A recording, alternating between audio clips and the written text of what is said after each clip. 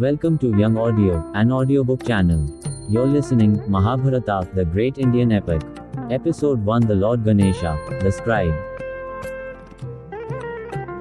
Bhagavan Vyasa, the celebrated compiler of the Vedas, was the son of the great sage Parasara.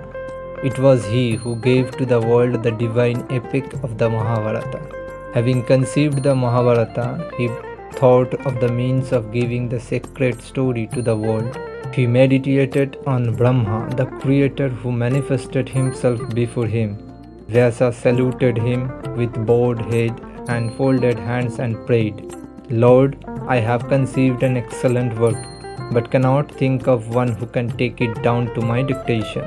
Brahma extolled Vyasa and said, "O sage, invoke Ganpati and beg him to be your amanuensis." Having said these words, he disappeared. The sage Vyasa meditated on Ganpati, who appeared before him. Vyasa received him with due respect and sought his aid. "Lord Ganpati, I shall dictate the story of the Mahabharata, and I pray you to be graciously pleased to write it down."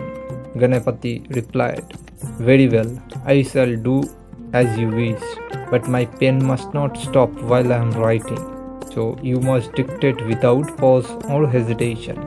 I can only write on this condition."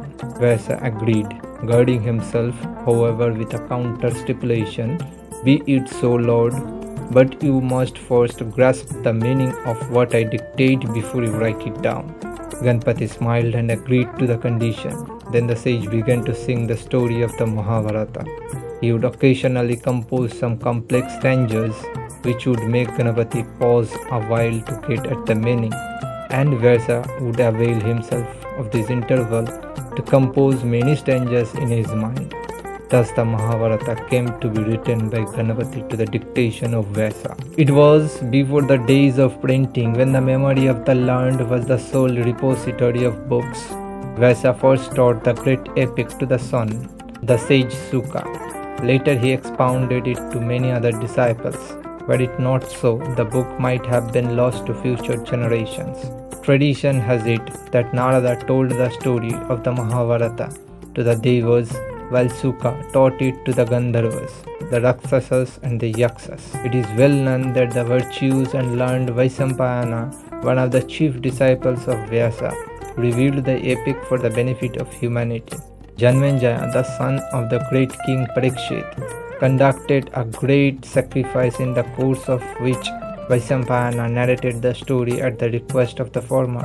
Afterwards, the story, as told by Vaisampayana, was recited by Suta in the forest of Naimisha to an assembly of sages under the lead to the Rishi Sanuka. Suta addressed the assembly, "I had the good fortune to hear the story of the Mahabharata composed by Vyasa to teach humanity dharma and the other ends of life. I should like you to narrate this." At these words, the ascetics eagerly gathered round him. Suta continued, "I heard the main story of the Mahabharata and the episodic tales contained therein told by Vaisampayana at the sacrifice conducted by King Janmejaya. Afterwards, I made an extensive pilgrimage to various sacred places and also visited the battlefield where the great battle described in the epic was fought.